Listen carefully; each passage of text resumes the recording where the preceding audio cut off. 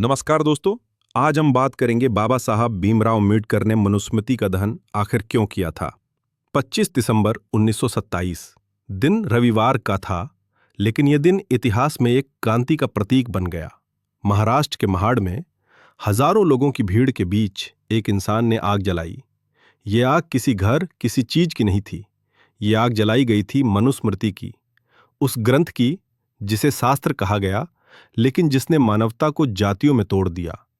यह काम किसी मामूली व्यक्ति ने नहीं किया, यह किया था भारत रत्न डॉक्टर भीमराव अंबेडकर ने। पर सवाल यह है, बाबा साहब ने मनुस्मृति क्यों जलाई? क्योंकि यह ग्रंथ कहता था, शूद्रों को वेद सुनने का अधिकार नहीं। अगर वो सुन लें तो उनके कान में पिघला हुआ शीशा डाल दो। अगर वे पढ़ने की कोशिश करें तो उनकी जीभ काट दो। ब्राह्मण जन्म से श्रेष्ठ और शूद्र जन्म से अछूत। क्या यह इंसानियत है?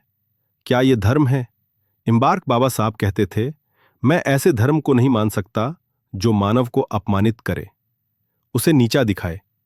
उन्होंने साफ कहा, मनुस्मृति वो ग्रंथ है जिसने भारत में छुआछूत को जन्म दिया, जातिवाद को फैलाया और करोड़ों लोगों को इंसान से कम समझा।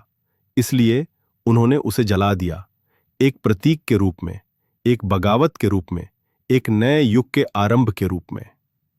कोलैबोरेटर सत्याग्रह सिर्फ तालाब से पानी पीने का आंदोलन नहीं था। वो आंदोलन था मानव अधिकारों के लिए, इंसानियत की बराबरी के लिए। 25 दिसंबर 1927 को जब मनुस्मृति जली तो सिर्फ एक किताब नहीं जली, जली वो सोच जो इंसान को जाति में बांटती थी। जली वो व्यवस्था जो एक को ऊंचा और दूसरे को नीचा मानती थी। आज जब हम संविधान की बात करते हैं तो भूल नहीं सकते उस आग को जिसने हमें सोचने की आज़ादी दी, जो हमें इंसान बनने का हक दिला गई।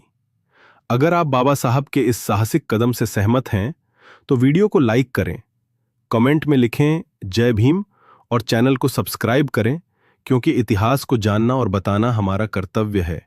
25 दिसंबर मनुस्मृति दहन दिवस।